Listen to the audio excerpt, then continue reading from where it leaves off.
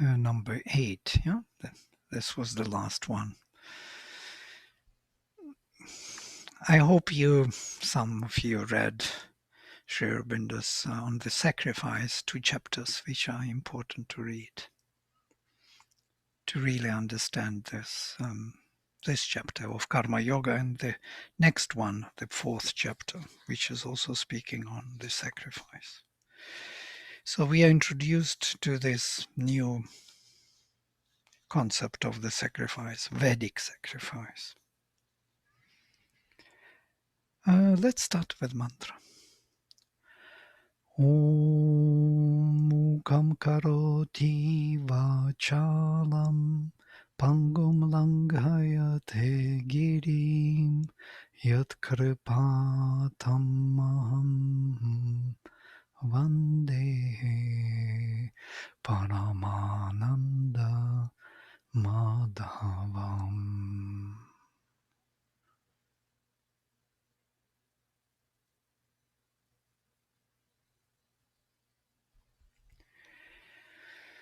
Om Niyatam Kuru Karma Tvam Karma Jyayo Hya Karmanaha Sharira Yatrapi Chatena Prasiddheta Karmanah. We read this one, the last one. Thou do controlled action. It's interesting, Sri Aurobindo dedicates the whole explanation to this Niyatam karma. He says it is not the same as Nitya karma, which is misunderstood by the tradition, because Nitya karma is the ritualistic action. So Brahmin always wakes up in the morning before the dawn, does his cleansing of the body, then he does his mantras, then he does this, that.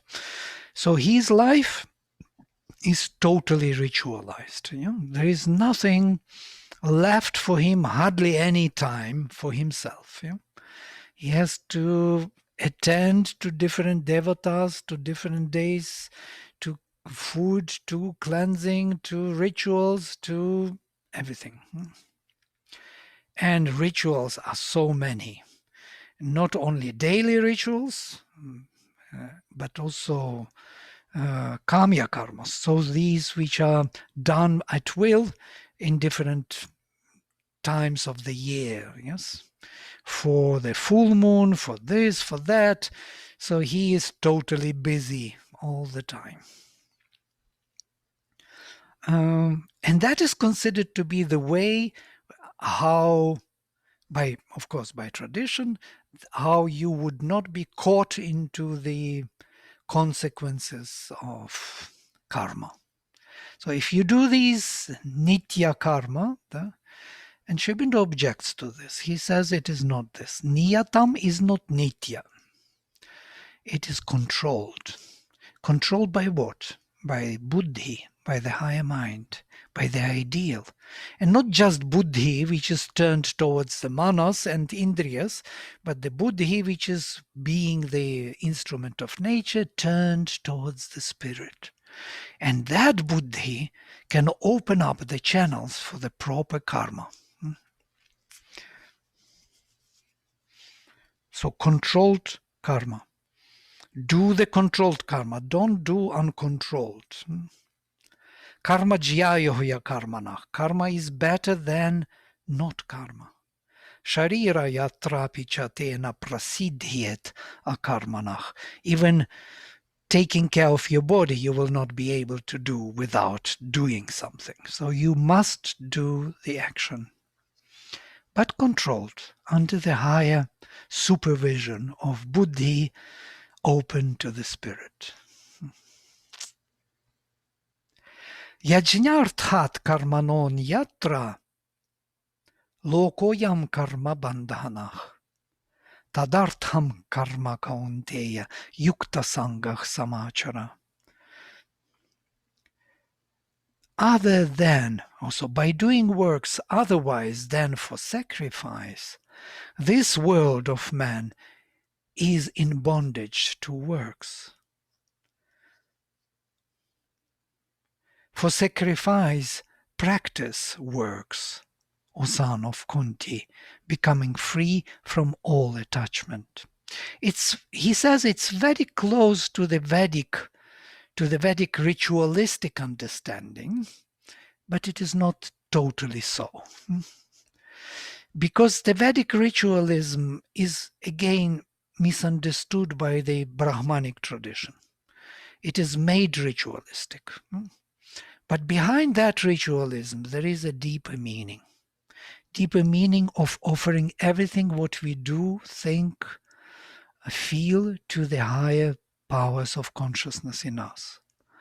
And if we deconstruct this idea of sacrifice in this way, that everything what is done by us has to be offered to higher powers of consciousness in us, then it is a totally different matter. It's not ritualistic anymore. So for the sacrifice practice works. So yajñarthat, other than for the sake of the sacrifice, anyatra, again this word anyatra, you see, tra, where, elsewhere, anya, other, tra, where, elsewhere, lokoyam karma bandhanach. This world, lokaha, ayam, this world, is karma bandhanach, is bound to karma, to the consequences of doing. And this is something deep and profound. So when we are motivated not by the highest in us, not by the highest consciousness we can embody here or can manifest in ourselves, then whatever we do will be motivated by lower motivations, by desires, vital desires, mental preferences, dogmas, and so on. And these actions are bound to the consequences, definitely. Because they are coming from lower energies and they lead to lower energies. These are the consequences. And I'm assuming this definition of works is much broader than just outer physical works, but must include our thoughts, our feelings, our speech, all those things that when Absolutely. bound will create karma. Absolutely. Thank you. Yes, karma is not just doing physical activity. By the way, root word karma has to be also examined. It is from root kri, to rearrange, to take the oneness into pieces and to put it into another arrangement, so to say. There is another word, krit. Krit is to cut. It's in a way cutting and putting it into your own constellation, which you find better, so to say, rearranging. This is the doing. And it has to be rearranged by higher consciousness in us. Our life has to be rearranged. Everything is to be put into its proper place and time. And that is karma. But is the use of kriya and karma? Yes, the same root. Is the same root. Karma and kriya is the same root. Yes, and but karya. different meaning. Is action. Both are action. Both are action. Different context or what?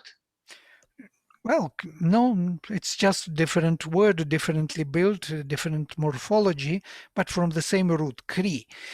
Since we never look deep enough into the roots, we never take seriously, deeply kri as rearrangement in accordance with the higher arrangement of consciousness.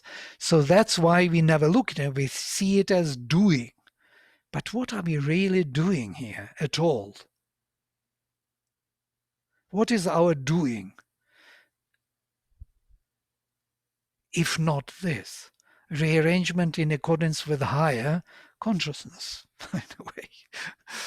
We are constantly rearranging things in the view of this higher consciousness, whether we know it or not. Well, some people do it, rearranging it in accordance to lower consciousness. They want it to be more suitable for those lower forces. Yes. And that creates huge consequences, because those forces, they want something. When they come into the play, they would not let you go so easily. They will get out of you that what they want. And that is the consequence. That is the bondage. But if you are doing it in accordance with the free spirit in you, what consequences it could create? There is no binding by karma. Yeah, the problem is we have this kind of capability to create projections, but we can control this natural process of create projections. Then we believe in our own projections. This is our problem. We have this capability. Maybe it's a Capacity. divine capacity. Maybe this is a divine capacity, because divine is in us as well. But the production of this capacity is this kind of projections, so Yeah, limited, yeah, so yeah. narrow. And we are following these projections like a desires or whatever you want, when we want to say, and we believe in that. The problem, even if Our you projection. if you want to get rid of those projections, it's not so simple, because those projections are not only ours. We use the materials of the vital forces and of the mental dogmas and all those huge energies standing behind them. So once we use them, I was always wondering why a person cannot really stop in the middle of doing something wrong, totally stop, turn away and go away from that. He can't. And not because he doesn't want to, but because he was engaged by these forces already. They will not let him go so easily. One way or another, they will hunt him down. Through other people, through other relations, through dreams. They will be everywhere behind him until he will lose his track and go back to the track he already was put into by these forces. It's not But so simple to get out of that. what do you mean with these forces, Vladimir? There are many forces which are interested in us doing particular moves, and they want to participate in this evolutionary process through us. But these They forces are, join us. but you mean these forces are beyond us? They are within, beyond, around, above, below. They are everywhere, and they're all kind of knocking into our doors. Yeah. It's just as we think there are good forces out there, as in, gods and angels and what have you. There are also negative forces, and both can influence us. So it's the same concept, but asuric, negative. Yeah, they're closer to us than we think here, usually. All these desires, obsessions, fears, all these are coming not from us, not from our true source. Yeah. Arjuna, look at this, what Sri Aurobindo says in this chapter. Martha was reading so beautifully, that you are afraid of everything. You're afraid of this world, of this battle, of what is right, what is wrong, how to do right things. You're afraid even of yourself. So you just look at ourselves. What are we? What do we know about this world? And where these fears are coming from? Huh? You think it is your fear? It's you who generated it? You are of totally different energy. If you find yourself, if that drop of you will shine through, you will not be afraid of anything. Because you will see that everything which you acquired in this world was, how to say, given to you by Prakriti, managed by Prakriti, and all the forces which are participating in your life are part of that movement of Prakriti. And there are too many of them. of different kind, mixed and good and bad and indifferent and in between and all kinds of things. And that's all that unclear amalgam of forces and things and thoughts and dogmas we consider ourselves and our beliefs. We do not know who we are at all. We're just here to maintain and to fulfill those movements in nature, used as instruments for her fulfillment, and that's it. At the best. But isn't Vladimir? Isn't this where the help of the Guru or the grace comes in to protect us and help us on our way? Right. Well, that's why we are lucky to have with us someone who brings the light, and suddenly the whole alignment is becoming clear, and these forces are visible. You see yourself. You don't blame yourself for being stupid, being dark. You already see that this is totally and truly not you. And then you are looking for yourself finally. Where are you in all this? Who am I in all this? Yeah? And then you start distinguishing slowly and finding that which first you look at it philosophically, then psychologically, then you train this, train that. We do many things, do sadhanas, do mantras, do meditations. We are all looking for ourselves, for our true selves. And once we find it and work from that motivation, then there's nothing here to achieve. Everything is done by Prakriti. The same forces will come, but they will not possess you anymore. You will not be bewildered by them. You will be aware of yourself. They will be there. Yeah. Nature will do the work. Yeah. But you will bring some order, some controlled karma, niyatam karma, niyatam kuru karmatvam. This is the meaning of this phrase. Do the work controlled by the buddhi, by the higher mind in you, open to the spirit. That's what we have to do. This is from the position of Purusha, isn't it? Right. And since we don't have Purusha yet totally manifested in our consciousness, but we have Buddhi, which is open to Purusha's influence. That's what we do here also. We are all gathered under this, what we learn here. We are trying to align ourselves with our deepest, highest self in us. And then you become another force. Yes, you are no more taken by these easily, by these desires, by these fears, by these anxieties. You look at them, they are here, they are coming, they're trying. You may even feel them somewhere in the lower stomach, somewhere they are there brooding, they're doing their movements. You can feel them, you can feel even pain.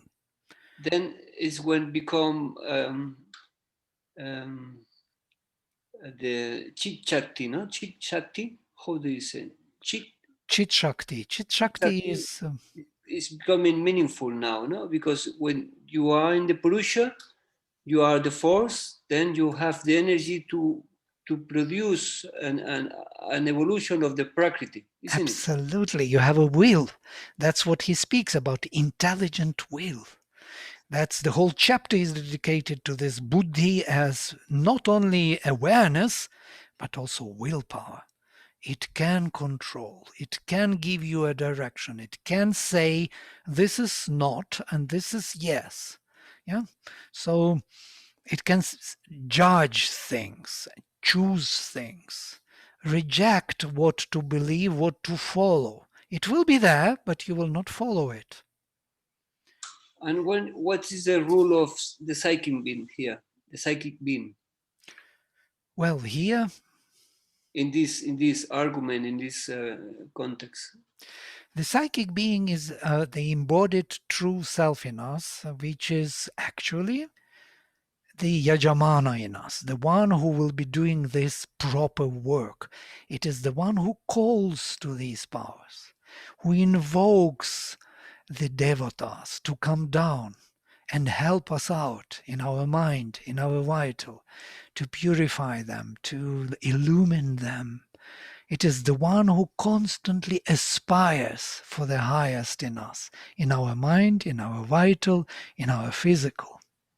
Is the how do you say, the engrenage? Can I say engrenage? No. Like a rule in a watch. In a watch, there is Okay, a the wheel. The wheel. pivot. No, the wheel. Oh, It's the a wheel. Okay. wheel. In a mechanism. When you have a wheel, Uh-huh. The gear. The gear. The gear. Mhm. yes, the psychic being is the gear between Purusha and Prakriti in this case. I think it's rather that pivot around which that that gear is rolling. It's the central part on which everything is held together. Can we say this the transmission, the gear transmission between Purusha and Prakriti? Right. Very nice. Good, yes, allusion of the transmission from the Purusha to Prakriti is psychic being. Yeah. Okay. Well, in one way, yes. One way. There is another direct will from Purusha. Yeah? Sri Aurobindo speaks about this will as prime minister in the kingdom, so to say, who manages everything here. All the parts he puts in proper place, gives them proper knowledge, gives them proper direction, and that will of Purusha, he says, has to be invoked by, it has to be given either by grace to us, it has to descend to us from above, or it can be given by Guru. That power of will to decide things, yes or no. If we have that power of will, then we can progress in this sadhana. Otherwise, we will always go back. Yeah, so to say, we fall back, and that is usually what we do. We do not have that willpower which can decide things, because the awareness of Purusha is not totally realized in us. But once we become muktas, we have that possibility. When we identify ourselves with our unborn self, then from that view, we can manage everything in Prakriti. We can decide what thing is to be and what is not to be or not to be. We can decide. Now we cannot decide. We can strive for it. We can struggle. Yeah, that's what we usually do. But that Well, is I mean, can't we allow our born self, our psychic, to control that? I mean, that's the whole point of stepping forward and overriding Prakriti or nature and transforming. absolutely. So This it's is both the the best unborn way. and born. Yeah. This is the best way. We are talking about Purusha that way. Yes? There are two different elements in the integral yoga. One is to discover the unborn self over the head, the witness, yeah, from which the balance between Purusha and Prakriti is totally changed. You become conscious in whatever Prakriti brings to you. You can choose. Prakriti always offers, do you like this or this? And you can say this not. And then Prakriti stops doing that, even if she liked to do it. And she wanted to do this, to proceed in this direction, she will stop with the will of that Purusha. And she will go your way. Or there is a psychic, which is much better, which is from within the heart. If psychic is awakened and comes to the front, it can illumine the mental, vital, and physical being with its presence and make out of them the instruments of truth, which will be looking for the truth, for the higher truth, invoking, formulating it, seeking it. But both ways, either this or this, are both quite difficult. We know it because we tried it. and it is not that it is not possible. It is possible. To a certain extent, there is an opening in the buddhi to the Purusha's presence. We can feel his presence from above the head, from beyond the veil. We can feel his attention, his witnessing consciousness there. And in the best moments of our meditation, we can have this experience. Or some of us have even psychic awakening. And that is also a life-changing experience. After these things, we cannot go back at all. That's how we are caught by the Spirit, as it were. We can go only forward. Okay. So for that purpose, for the sake of the sacrifice, that means, and with the sacrifice we have to really read these two chapters. Maybe I will encourage, maybe next time we will read something from these chapters on the sacrifice to really understand better what is meant by this. Sri Aurobindo beautifully, as Martha already read to us, explains that making sacred is the sacrifice. Everything can be made sacred in this world by the presence of the Spirit. And that is the transformation, major transformation. The smallest and the biggest does not matter. The size, the time does not matter. Matters the presence of the Spirit. As Sri Aurobindo beautifully says in Savitri, the smallest made divine, yes? The biggest left dull or something without his presence, and with his presence the smallest is made divine. So this is what it is. You can do grand work for the whole humanity, but if Spirit is not there, it's dull and empty and mechanical. But if Spirit is there in the smallest, minutest movement of yourself, then it is made divine immediately. So for the divine doesn't matter what you do, big or small. Matters that it is there or not. So do every work for the sake of increase of consciousness, growth of consciousness in you while doing it. That's what Mother wanted for Auroville, as you know, yes? Auroville is for those who want to do karma yoga. This is her last message. Yeah? That means to take work and do it as yoga, as the means for self-discovery. And that is possible. And here there is this major argument from the tradition. Sahayajñah prajah srishtva purovacha prajapatih anena prasavishyadvam eshavo stvishtu kamadhuk. Sahayajñah prajah srishtva, having created these creatures together with the sacrifice, Pura Uvacha, from the before, Prajapati, the Lord of creation, spoke. Anena, by this, Prasavishyadvam, you support each other. You bring forth. Yeah, that's how Sri Aurobindo cries. By this shall you bring forth fruits of offspring. Let this be your milker of desires, Ishtakamadhuk. So if the world in this multitude creation is to progress, it is by constant interaction, by constant sacrifice of one being to another, by constant self-giving. That's what the divine did. It gave itself to this creation, and it expects us to do the same. We don't want, we shrink, we want to come back, we want to hold on to whatever we have. But truly speaking, this is not the way to sustain oneself.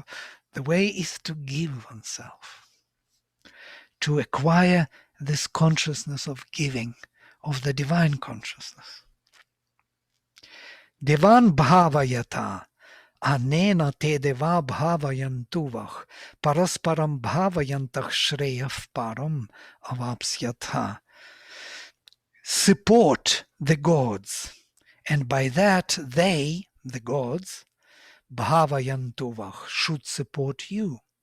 By what you support the gods, by that they will support you. Whatever you offer to the gods, gods are the divine powers within you, the higher powers of consciousness within us. If we offer to them our thoughts, our feelings, emotions, our actions, our bodies, our possessions, then they take it and start supporting us back through those offerings. They bring higher consciousness into those actions and activities, into our thoughts, into our feelings. Suddenly we feel love, we feel loved, we feel accepted, we feel secure, we don't have fear anymore. We feel fulfilled by what we do, whether it is big or small, doesn't matter.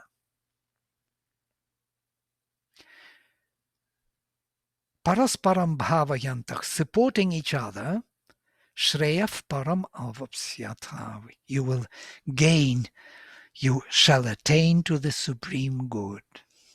This is the way forward, inviting higher powers of consciousness to every action in life.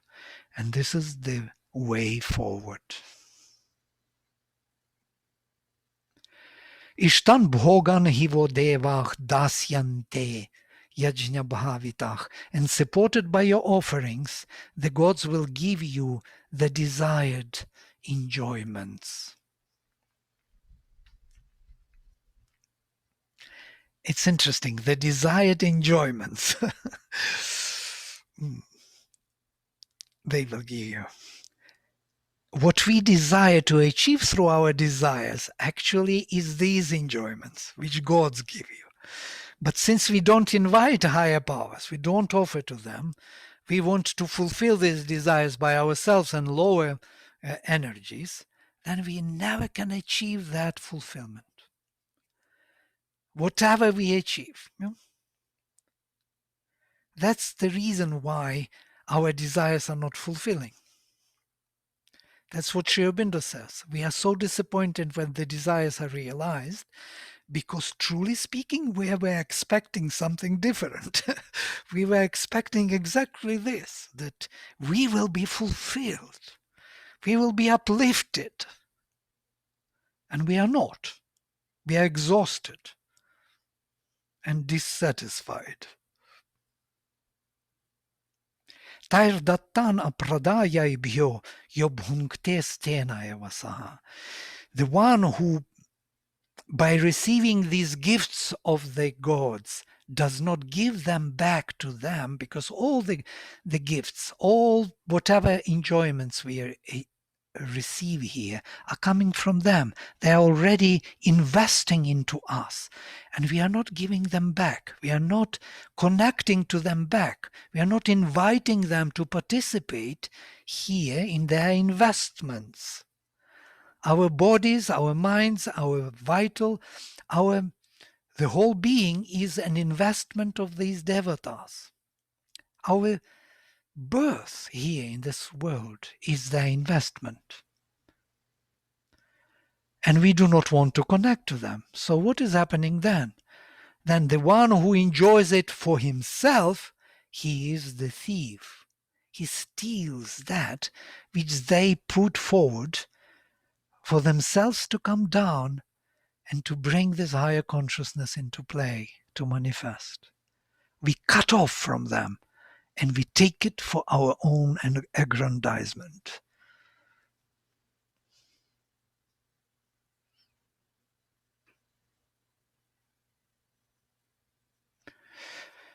Yajna shishtashinach santach muchyante sarvakil bishaihi Bhunjate tetvagham papa ye pachantyatma karanat. It continues with the same. But the good who eat what is left from the sacrifice, this is very important issue here, the leftovers of the sacrifice. Not the very first taste, not the very first fresh enjoyment. The fresh enjoyment should belong to the investors into us, to the higher powers, which have to be invited.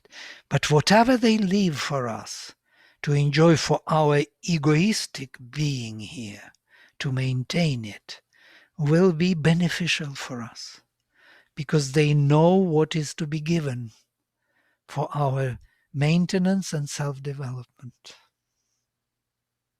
We do not know that. We have no idea.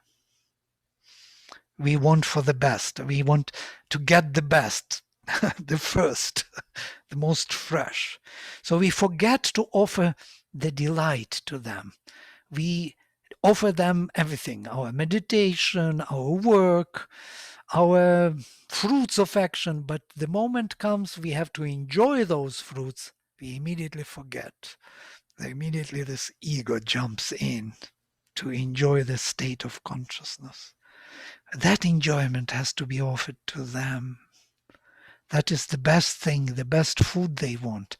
That is soma. Soma, that extract of our sensual delight in this manifestation. It is in food, it is in all relations. It has to be extracted, purified, and offered to the higher powers in us. Then these powers grow and bring more delight. But if we gobble it for ourselves, for our own self-enjoyment, then we are thieves, and we grow only in our desires and all in this separated state of being, which creates more and more consequences and fear and dissatisfaction at the end, and death. This is how the world was made. Sorry to tell you this kind of good news, actually. Now we know how to proceed. Annad bhavanti bhutani. From the food, all the creatures come into being. Parjanyad anna sambhavah. And from the rain of heaven, from the conception of heaven, the food is born as soma, this animated matter, this juice, sap, this ambrosia, this taste, delight, which is here in this world, in the greenery, in the vegetables. And this is our major food from which this body grows. It comes from heaven. Yajñat bhavati parjanyah, and that conception comes from the sacrifice. The divine gave its delight into this manifestation, projected his own delight. Yajñah karma samudbhavah, and yajna comes from karma, and this is the highest meaning of karma. Karma is that particular highest supramental arrangement of things in which the world comes into being, the manifestation of many. In Taittiriya we have this verse, Vijñanam yajñam tanute karmani tanute picha. Vijñana, the supermind, yajñam tanute, spreads the sacrifice. Sorry, I didn't quite catch that. Could you please repeat it? Interesting. It wanted to know. The telephone. My Siri interfered. I didn't quite catch that. Can you please repeat it? Yes, I will repeat for you also, Siri. Artificial intelligence wants to be conscious as well. Yes. That was perfect. That was a perfect moment to request clarification. Right, and spreads the actions and spreads the yajna. The supermind rearranges everything in such a manner that this multitude creation can come into being in harmonious, interactive way. And that is karma. This is the highest sense of karma.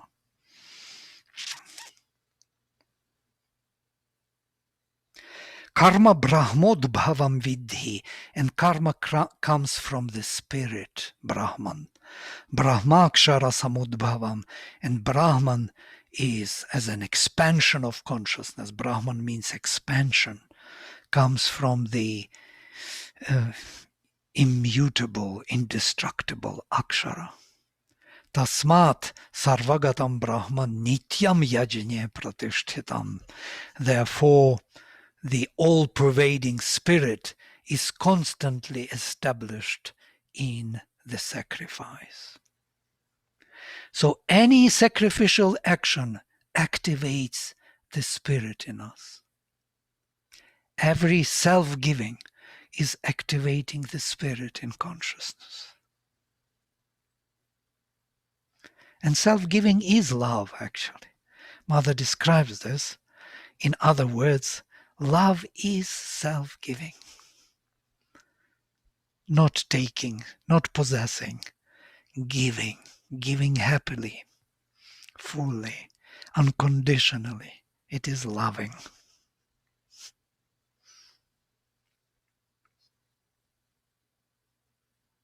Excuse me, can you deconstruct the word yajna? Yajna? Yajna. Yajna is from root yaj. Yes, it has many interesting connotations, especially from the point of view of the etymology. By the way, Yaska deals with this in Niruktam, 600 BC, the oldest treatise on etymology. And he gives the whole list of different scholars from the past who try to see this root, what it really means, where it is coming from. And some people say that it comes from simple root ij. Yeah, ij, if we analyze it from the etymological view, that is something like ji is to conquer and ij is to focus and to activate the focus more and more, as it were. To activate the focal point of consciousness and movement. One-pointed activation, as it were.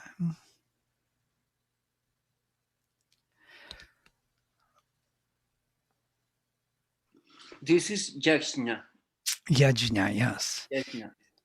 Sacrifice, this the sacrifice. The sacrifice, Mother speaks, Mother says, explains beautifully, has two movements, two different ways. Yes, first the divine gives itself to this world, and then this world which was fallen here learns from that self-sacrifice of the divine, that holocaust of the divine mother, or sacrifice of the Purusha, sees that self-giving of the divine into the darkness, plunge. We all plunged into the deepest darkness of inconscient. We are very heroic souls, as the Veda would say, we are the heroic souls of man, the psychic beings, yes, who are finally by that sacrifice, activate in that darkness understanding of self-giving. And slowly that fallen being, which never knew how to give itself, learns eventually, gradually, from that self-giving of the soul, these elements are learning how to give themselves. Asuras are learning how to give themselves and be converted into the divine beings. And that is the redemption. We came here to redeem the fallen beings and to teach them by our example how to come back to their divine origin. And once they start giving themselves, there is no turning back. There is only moving forward. And that is the sacrifice.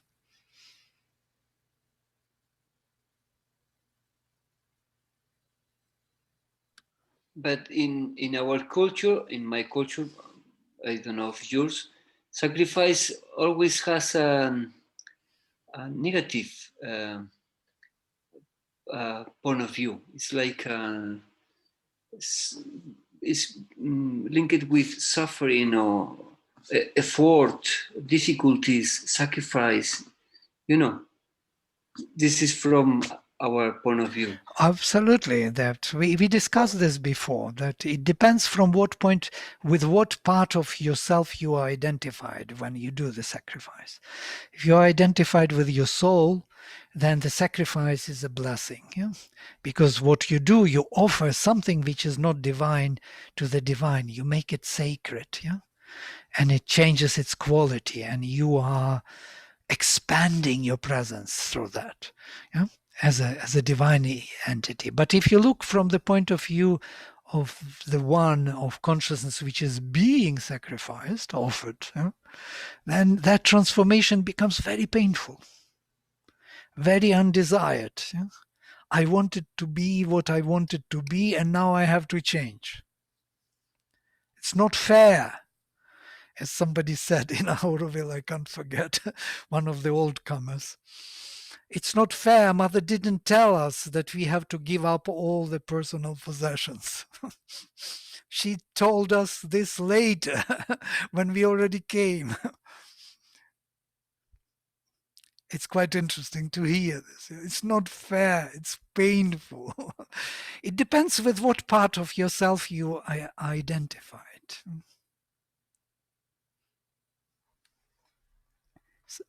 There is not only Siri, there is somebody else trying to pop into my this, calling non-stop. Most probably this is a time to stop here. Great. So these are the thoughts. Please read 2 chapters of Sri Aurobindo. You would never regret these 2 chapters. You will see everything what we are discussing now there in much more luminous way. It will explain everything. And maybe I will collect some explanations by the mother. Yeah? And maybe we will make a file to read on the sacrifice. And that will help us also to understand the Vedic sacrifice, what it meant really. Because it's profound. If we read the Vedas from that point of view, everything is changing. Because we are here to do this work, to invite the higher consciousness and to offer everything what we are, will be, to this higher consciousness. That's all we are here to do. All our work is about this and nothing else. The rest is just stumbling on the way, learning on the way, learning how not to do, learning what is not really a fulfillment. And we are quite experienced in that, I must say. We learned quite a bit.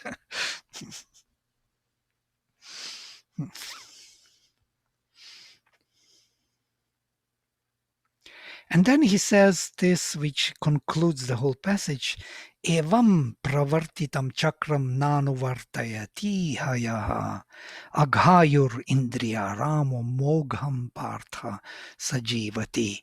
He who follows not here the wheel, this wheel which is established for the manifestation of the divine in many, thus set in movement, evil is his being, sensual is his delight. In vain, O Partha, that man lives. Aghayur, evil, agha is like narrow is his lifespan, energy. Indriyaramo, he is the vessel of the enjoyment of senses. He is living here only for the enjoyment of senses. Tickling here and tickling there, senses. And that's it. That's the whole purpose of him living. Mogham Partha. In vain, O Partha Sajivati, he lives. He becomes instrumental for nature and nothing else. There is no achievement in it. There is no progress in it. Or if there is very slow progress of Prakriti, yeah, of billions of years progress. All right, I will stop here if you don't mind for today, yes? If you have some observations, some thoughts, please share.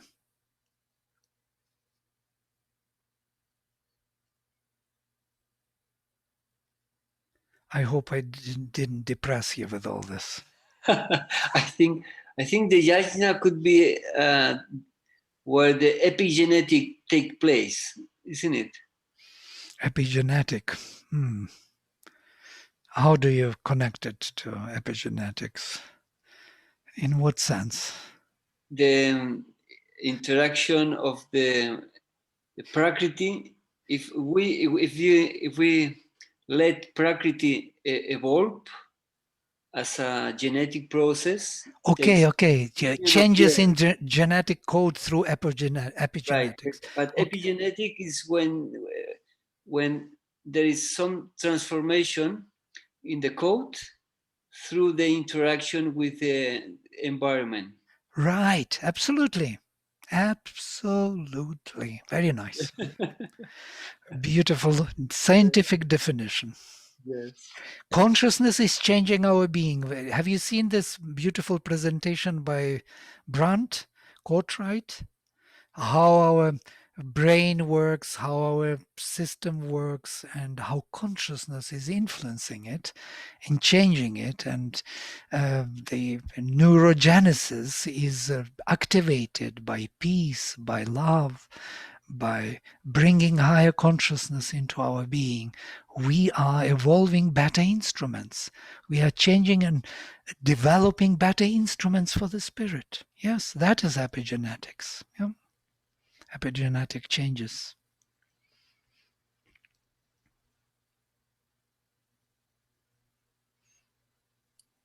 I love the image of being a thief. That really kind of kept that hit me today. Certainly I am. So. You're very self-critical. Well, but it really is it's a command. It's a command for me to be true, to not struggle so much. It doesn't have to be such a struggle. It can be enjoyable and free. But to be on the wrong side of it is exhausting. It is. There's all this coming and going and getting and losing and gaining back. And oh my God. Yeah. So thank you for, I needed to be brought back to center today, Vladimir. Thank you very much. Have you seen this new movie which came up, Honest Thief, The Honest Thief? No. Yeah. It's quite interesting. The thief, he was so disturbed and he was robbing banks. Very nice guy, actually. Didn't kill anyone. Sure. But then he met one lady with whom he fell in love. And he wanted to marry her, but he didn't want to marry her secretly with the huge money he already stole from the banks. He wanted to give up this money and to go to jail for 2 years to reveal himself. He was never caught. To reveal to FBI. Because he wanted to be honest with her. You see, such a shift in consciousness. He wanted to give everything away. And he wanted only love. He didn't want any of those money. Some interesting shift. Of course, he met other thieves which were not honest on the way, from FBI, who tried to steal all that money and kill him and his future wife, but he was stronger. So he finally married her happily, I guess. All right. I guess it's from my side, some kind of skeptical part. All right, we stop here for now. And Charles, And Teresa, you're smiling. That means something is in your mind going on. No? Are you're inviting a comment? Yeah, or something. Something is there, definitely. Well, this is a personal segue, and it's a real pivotal point in my life, and I can bring it back to years ago when I read the Gita. That what stood out for me the most was how Arjuna had become so identified with being angry, and Krishna had shared that the true nature of Rajaguna is the willpower. When anyway, the subsequent, but trying to impose one's willpower to achieve, when it's met with obstacles, it produced anger. But the point is that Arjuna, in that moment, realized that he wasn't an angry man, that he he was dominant Rajaguna. And so then what's happened for me lately is that I started becoming real aware of my internal conversation. And then from my internal conversation, um, I realized that how I was identifying these other beings as not me was via the internal conversation. And like the microbiome of our gut, it's 100 trillion bacteria, and each one of those bacteria are conscious. They're just on a different evolutionary path. And then there's 40 trillion cells, and each one of those are conscious. So it's 140 trillion other beings that are competing for my attention. And I was able to recognize that I'm a sovereign and enter into a relationship with the biological consciousness of the human body. And then from that, I recognized that the thoughts that were coming from external sources. So I started having a conversation with my internal conversation.